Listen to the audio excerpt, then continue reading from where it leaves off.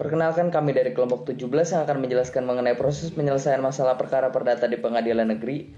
Saya Michael David. Halo, nama saya Maximus Sumberbito. Hai, nama saya Ignatius Justin Devata. Nama saya Federico Stanggang. Nama aku Teresa Amanda. Proses gugatan. Di dalam hukum acara perdata, inisiatif penanganan sebuah kasus berada di pihak penggugat.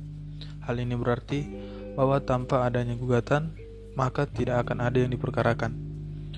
Oleh karena itu, langkah awal dalam penyelesaian masalah acara perdata harus didahului dengan pengajuan gugatan kepada pihak pengadilan negeri di mana tergugat itu bertempat tinggal. Gugatan tersebut akan dicatat oleh pihak pengadilan negeri setelah pihak penggugat melakukan pembayaran panjar biaya perkara.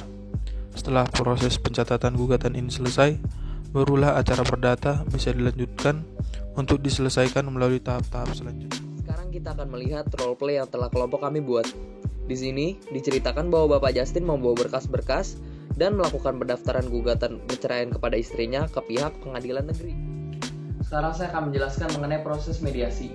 Secara mudahnya, proses mediasi ini merupakan suatu proses penyelesaian perkara perdata yang paling mudah, murah, cepat, dan juga efisien, di mana pihak penggugat dan tergugat ini dipertemukan untuk menyelesaikan masalahnya secara damai dengan dibantu oleh seorang mediator.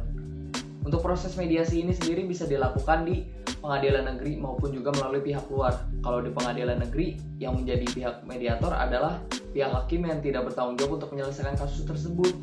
Sedangkan kalau melalui pihak luar yang bertanggung jawab adalah pihak swasta dan sebagainya. Untuk jangka waktu pelaksanaannya sendiri, kalau melalui pengadilan negeri, jangka waktu penyelesaiannya adalah 22 hari. Sedangkan kalau melalui pihak luar, diberi batas waktu 30 hari, baik mencapai sebuah kesepakatan ataupun tidak mencapai sebuah kesepakatan. Kalau mendapatkan sebuah kesepakatan, ya kedua belah pihak tersebut harus membuat kesepakatan tertulis yang nantinya ditandatangani oleh kedua belah pihak, yang nantinya bisa dikukuhkan oleh hakim untuk menjadi akta perdamaian. Tapi kalau nggak sepakat, ya hakim berhak untuk melanjutkan pemeriksaan perdata sesuai dengan ketentuan hukum acara perdata yang berlaku. Seperti itu. Sekarang kita akan melihat roleplay mediasi yang sudah kelompok kami buat. Di sini digambarkan Bapak Justin sebagai penggugat dan istrinya Ibu Teresa sebagai tergugat. Mereka di sini mendiskusikan permasalahan mereka secara damai dengan dibantu oleh seorang mediator dari pihak pengadilan negeri. Apabila di sini mereka berhasil mencapai sebuah kesepakatan, maka perkara perdata itu tidak akan dilanjutkan. Sayangnya, di sini tidak tercapai sebuah kesepakatan, sehingga mau tidak mau perkara perdata harus dilanjutkan. Selanjutnya adalah proses pembuktian. Proses pembuktian adalah proses yang dilakukan oleh para pihak jika proses mediasi gagal, yang berarti kedua belah pihak atau salah satu pihak menolak untuk berdamai, yang membuat proses peradilan perdata tetap dilanjutkan. Pembuktian merupakan suatu upaya untuk meyakinkan hakim tentang kebenaran dalil-dalil gugatan atau bantahan dalil gugatan yang dikemukakan dalam suatu persengketaan di persidangan. Seperti halnya dalam roleplay ini, terlihat tergugat dan penggugat saling beradu bukti di depan hakim. Pembuktian dalam hukum acara perdata dikenal dengan dua macam, yakni hukum pembuktian material dan hukum pembuktian formil. Hukum pembuktian material mengatur tentang dapat atau tidaknya diterima alat-alat bukti tertentu di persidangan, serta mengatur tentang kekuatan pembuktian suatu alat bukti. Sedangkan hukum pembuktian formil mengatur tentang cara menerapkan alat-alat bukti tersebut. Hal yang harus dibuktikan oleh pihak yang berperkara adalah peristiwanya atau kejadian-kejadian yang menjadi pokok sengketa, bukan hukumnya. Sebab yang menentukan hukumnya adalah hakim. Proses pembuktian berpatokan pada pasal 163 HIR dan 283 RGB yang berbunyi barang siapa menyatakan mempunyai suatu hak atau mengemukakan suatu perbuatan yang meneguhkan haknya itu, atau yang membantah hak orang lain, haruslah membuktikan adanya hak itu atau adanya perbuatan itu. Berdasarkan pasal ini jelas bahwa dalam proses pembuktian haruslah menyertakan barang bukti yang kuat untuk membuktikan bahwa hak dari para pihak dan peristiwa yang dialami oleh para pihak benar ada dan benar terjadi, yang pada akhirnya bertujuan untuk meyakinkan hakim dalam mengambil keputusan yang tepat. Barang bukti yang sah menurut hukum acara perdata sebagaimana diatur dalam pasal 163 HIR dan 284 RGB ada 5 macam, yaitu bukti surat, bukti saksi, persangkaan, pengakuan, dan sumpah. Bukti-bukti dalam perkara acara perdata yang bersangkutan dikumpulkan kemudian diadu kekuatannya oleh kedua belah pihak di persidangan untuk meyakinkan hakim dalam membuat keputusan yang sesuai dengan bukti-bukti yang telah ada.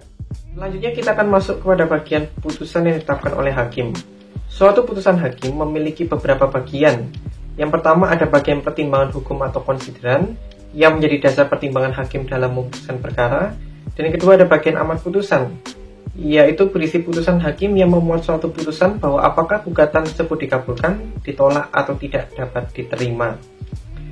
Terdapat pula dua golongan putusan, yaitu putusan selah yang mana digunakan dalam acara singkat dan dijatuhkan karena harus segera diambil tindakan.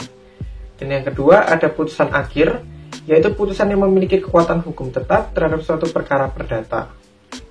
Putusan akhir menurut sifatnya memiliki 3 macam atau jenis. Yang pertama ada putusan deklaratoir, di mana putusan ini bersifat menerangkan dan menegaskan suatu keadaan hukum semata-mata. Yang kedua ada putusan konstitutif, di mana putusan ini meniadakan suatu keadaan hukum lama atau menimbulkan suatu keadaan hukum baru. Dan yang terakhir ada putusan kondemnatoir, di mana putusan ini berisi penghukuman. Sehubung dengan adegan yang kami tampilkan memuat proses perceraian, maka sifat putusan yang paling tepat adalah putusan konstitutif, karena putusan ini meniadakan suatu keadaan hukum lama dan menimbulkan suatu keadaan hukum baru. Dan karena pembuktian yang diajukan oleh penggugat tidak cukup kuat, maka gugatan tersebut ditolak oleh para majelis hakim.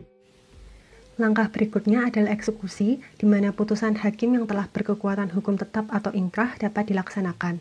Putusan yang dapat dilakukan dalam eksekusi pada dasarnya hanya yang bersifat berkekuatan hukum tetap, karena dalam putusan tersebut telah terkandung wujud hubungan hukum yang tetap atau res judicata dan pasti antara pihak yang berperkara.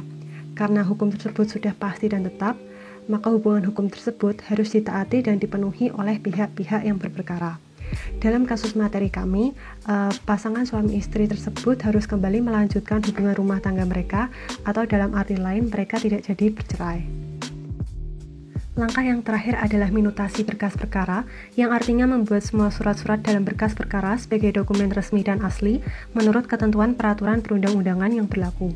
Minutasi berkas perkara menjadi tanggung jawab hakim yang bersangkutan serta dibantu oleh panitera pengganti.